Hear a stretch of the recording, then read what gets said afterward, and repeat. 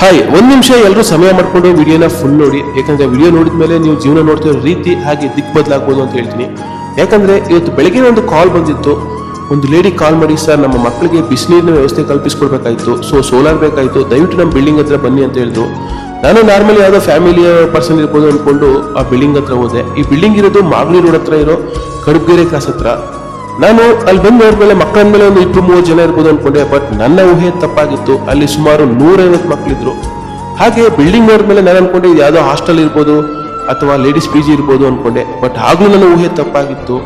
ನೋಡಿ, ಇದೇ ಆ ಬಿಲ್ಡಿಂಗು. ಇದು ಟೋಟಲಿ 4 ಫ್ಲೋರ್ ಇದೆ.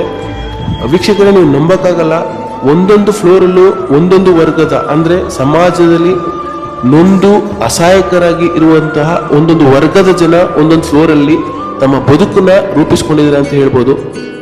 ಫಸ್ಟ್ ಫ್ಲೋರ್ ಅಲ್ಲಿ ಬೆಳಕು ಎಂಬ ಸೇವಾ ಸಂಸ್ಥೆ ಮೂಲಕ ಅಂಗವಿಕಲ ಮಕ್ಕಳಿಗೆ ವಿದ್ಯಾಭ್ಯಾಸ ನೀಡ್ತಾ ಇದ್ದಾರೆ.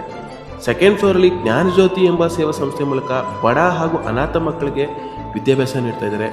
ಥರ್ಡ್ ಫ್ಲೋರ್ ಅಲ್ಲಿ ಸ್ವಜಿತಾ ಎಂಬ ಸೇವಾ ಸಂಸ್ಥೆ ಮೂಲಕ ಹೆಣ್ಮಕ್ಳಿಗೆ ಸ್ವಾವಲಂಬಿ ಜೀವನ ಕಟ್ಟಿಕೊಟ್ಟಿದ್ದಾರೆ. ಹಾಗೆ ಇನ್ನು ಫೋರ್ತ್ ಫ್ಲೋರ್ ಅಲ್ಲಿ ಆಸರೆ ಎಂಬ ಸೇವಾ ಸಂಸ್ಥೆ ಮೂಲಕ ವೃದ್ಧಾಶ್ರಮ ನಡೆಸ್ತಾ ಇದ್ದಾರೆ. ವೀಕ್ಷಕರ, ಇಷ್ಟು ದೊಡ್ಡ ಸೇವಾ ಸಂಸ್ಥೆ ನಡೆಸ್ತಾ ಇರೋದು ಯಾರು ಅಂತ ಗೊತ್ತಾ? ಒಂದು ಹೆಣ್ಣು ಮಗು. ಈಕೆ ಹೆಸರು ಅಶ್ವಿನಿ ಅಂಗಡಿ ಅಂತ. ಇವರು ಹುಟ್ಟಿನಿಂದಲೇ ಸ್ವತಃ ಕುರುಡಿ, ಮೂಲತಃ ಬಳ್ಳಾರಿಯವರು, MBA ಪದವಿದರೆ.